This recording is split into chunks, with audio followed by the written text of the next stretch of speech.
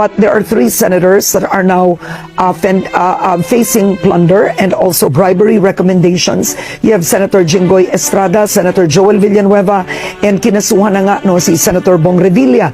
Sapat ba to para sa inyo? Yung 3 senador lang yun ang kumbaga may recommendation for plunder and bribery?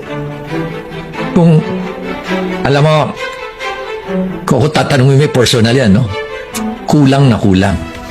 Kung pwede pa nga kulang, hindi ilang kuwan pa yan kung pwede mo pang i-permutate pa yung kulang na yan, may permutation pa yan Alam mo, kung ikukumpara mo yung kalokohan na ginawa ng lower house, mas matindi pa. Kaya nga, ang tanong namin sa Mayor's for Good Governance, nasaan yung mga kasong ipinail natin laban sa mga congressman, sa mga mambabatas? Napakadami niyan.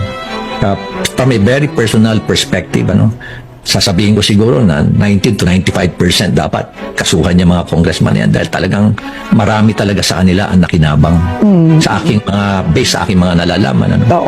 Lalo-lalo na yung mga parking na yan. Iba pa yung sila mismo yung kontratista, sila yung supplier.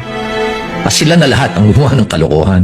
Kaya so far, so good, sabi ng mga kongresista ngayon, ng mga congressmen at congresswomen, so far so good, hindi tayo napapansin.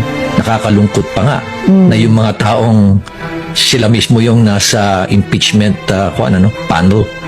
Marami nga sa kanila doon, sila pa yung mga involved dyan kaya lang hirap lang magsalita.